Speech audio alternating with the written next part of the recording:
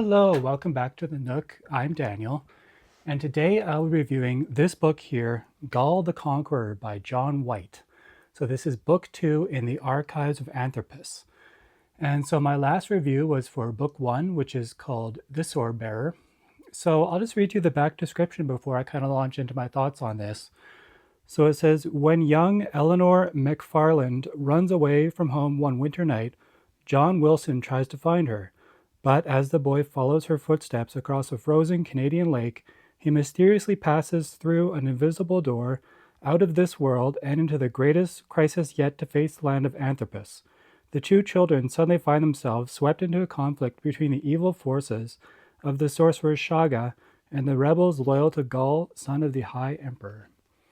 So, book 1, of course, John comes from England to Anthropus. Book 2, he's searching for this Eleanor, who it turns out, this isn't really a spoiler, I'm keeping this spoiler free, but basically Eleanor is running away from her drunken father and she comes across this lake and she ends up disappearing.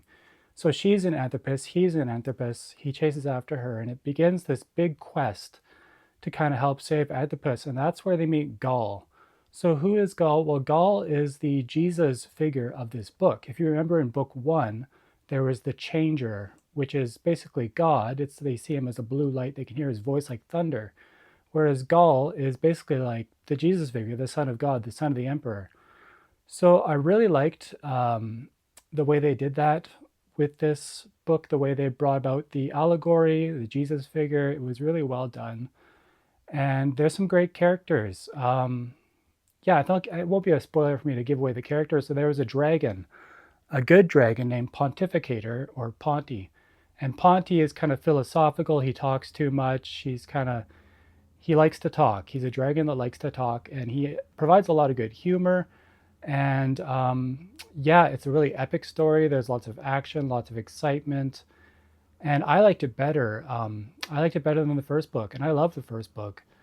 And yeah, what's good about Gaal the Conqueror is it really expands the world, it expands the characters, whereas in book 1 it was mainly John on his quest to kill the Goblin Prince. In book 2 there's just a lot more going on. You have them seeking out Gaal, and you have the quest that happens trying to stop this sorcerer, and of course Eleanor and her growing friendship with John and how that friendship develops. And yeah, it was really good. Again, it has illustrations, which I can see. This is, oh, sorry. Yeah, illustrations, interior illustrations by Jack Stockman. So I'm not going to show them here just because I don't think my camera could pick it up properly, but the Jack Stockman does really good illustrations. He did the illustrations for book 1, and I believe all 6 books of Anthropus have black and white illustrations. And only a few of them are by that same artist. I believe the 3rd book, which I'm reading now, is a different artist. But I've enjoyed all of the illustrations. So if you do like books that have pictures, novels with pictures, there's really good pictures in this one. I really think they enhance the book. And the book itself isn't that long. It was a little over 300 pages, and I quite enjoyed it.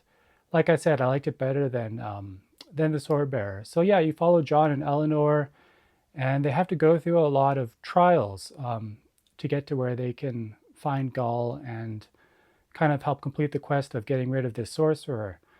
So honestly, I really enjoyed it, and I highly recommend it if you ever read The Sword Bearer, whether on my recommendation or just on your own. I highly recommend continuing with this series because Gaal the Conqueror, like I said, it kind of expands on what was in book 1, and it expands the world. You get, like I said, that dragon Ponty. He's good humor and just other characters. Yeah, so high recommendation. I mean, I just don't know what else I can say about it, spoiler free.